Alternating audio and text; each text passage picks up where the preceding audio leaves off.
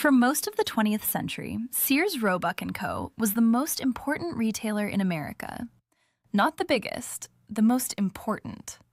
It sold clothes, tools, appliances, insurance, financial services, and for 34 years, entire houses. Delivered by mail. Assembly required. At its peak, Sears employed over 350,000 people, generated nearly $56 billion in annual revenue, and operated from a tower in Chicago that was, for over 2 decades, the tallest building on Earth. Then a hedge fund manager bought it. Within 15 years, more than 3,000 stores were closed, 250,000 people lost their jobs, and the company that once defined American retail filed for bankruptcy, while its chairman extracted billions in value on the way down. This is the story of Sears. In 1886, a railroad station agent named Richard Sears started selling watches as a side business in Minnesota. He hired a watchmaker named Alva Roebuck, and by 1893, they had incorporated Sears Roebuck & Co. as a mail-order catalog company based in Chicago. The timing was perfect. The Rural Free Delivery Act of 1896 expanded mail routes into rural America, and Sears built its entire model on reaching customers that local general stores couldn't serve. The catalog grew from watches and jewelry to everything: sewing machines, bicycles, sporting goods, clothing, farm equipment. By the early 1900s, the Sears catalog was known as the Consumer Bible. It was the Amazon of its era, delivering the entire American marketplace to your doorstep. Then Sears did something no other retailer had attempted. From 1908 to 1942, the company sold over 70,000 homes through its catalog. Complete kit houses, lumber, nails, shingles, plumbing, wiring, shipped by railroad car. You picked a design from the catalog, Sears shipped the materials, and you built your house. Many of those homes are still standing today. In 1931, Sears created Allstate Insurance. In 1981, it acquired Dean Witter Reynolds and Coldwell Banker, moving into brokerage and real estate. In 1986, it launched the Discover Card, an entirely new credit card network that competed with Visa and MasterCard. By the late 1980s, you could walk into a Sears store and buy a refrigerator, get your car repaired, open a brokerage account, apply for a mortgage, and take out an insurance policy. No other company in America offered anything close. Sears wasn't just a store.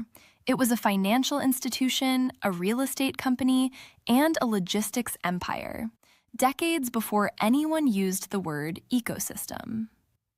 But the very ambition that made Sears extraordinary also made it slow. While Sears was building a financial conglomerate, a discount retailer in Arkansas was quietly rewriting the rules of American retail. In 1991, Walmart overtook Sears as the nation's largest retailer. Walmart's model was simple: lower prices, relentless cost efficiency, and locations closer to where people actually lived. Sears never matched it. The stores grew outdated. The catalogs felt quaint. The financial services were spun off: Dean Witter and Allstate in 1993, Discover in 2007, stripping away the most profitable parts of the business and leaving behind a retail operation that was losing relevance by the year. By the early 2000s, Sears was adrift. Revenue was declining. Stores needed hundreds of millions in renovations. The brand still had enormous emotional weight. Craftsman, Kenmore, Die Hard were household names, but the business underneath was hollowing out. Sears needed a strategy. What it got instead was Eddie Lampert. Eddie Lampert was not a retailer. He was a hedge fund manager. His fund, ESL Investments, had delivered roughly 25% annual returns by buying undervalued assets and extracting maximum financial value from them. In 2003, he began buying Kmart stock while the company was in bankruptcy. He acquired control cheaply and became chairman. Then he used Kmart stock to acquire Sears in 2005 for $11 billion, creating Sears Holdings. The business press celebrated the deal. Some called Lampert the next Warren Buffett. The theory was that a brilliant financial mind could turn around two struggling retailers through disciplined capital allocation. But Lampert didn't invest in the stores. He didn't renovate. He didn't modernize the supply chain or build an e-commerce platform. Instead, he began extracting value from the combined company in ways that enriched his fund while starving the business. From 2005 to 2010, Sears Holdings spent nearly $6 billion on stock buybacks, far more than the company earned in profit during that period. Every dollar spent buying back stock was a dollar not spent on store renovations, employee wages, or competing with Amazon and Walmart. Then came the spin-offs. In 2014, Lampert spun off Land's End, one of Sears's most profitable brands, receiving $500 million.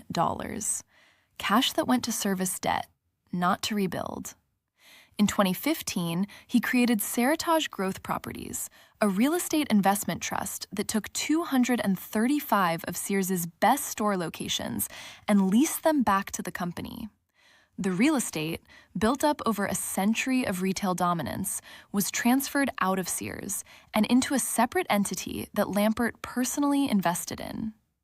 In 2017, Sears sold Craftsman, perhaps the most trusted tool brand in America, to Stanley Black & Decker for $900 million. Each transaction followed the same pattern. Identify the most valuable asset inside Sears, separate it from the company, monetize it, leave the operating business a little weaker, a little more dependent on the next sale to stay alive. Critics called it asset stripping. Lampert's defenders argued he was managing an orderly decline, that traditional retail was dying anyway, and he was salvaging what value he could. But the numbers tell a different story. During Lampert's tenure, Sears went from over 3,500 stores and 350,000 employees to a company that could no longer keep the lights on. Over $10 billion in losses accumulated between 2011 and 2018. The stores that remained were neglected, leaking roofs, broken escalators, empty shelves. Customers who had grown up trusting Sears walked in and found a company that had stopped trying. On October 15, 2018, Sears Holdings filed for Chapter 11 bankruptcy. Lampert stepped down as CEO but remained chairman. 2 months later, his hedge fund submitted a $4.4 billion bid to buy what was left, roughly 425 stores. The bid prevailed. Lampert bought the remnants of the company he had spent 13 years dismantling. After the bankruptcy, the sell-off continued. Die Hard was sold to Advance Auto Parts for $200 million.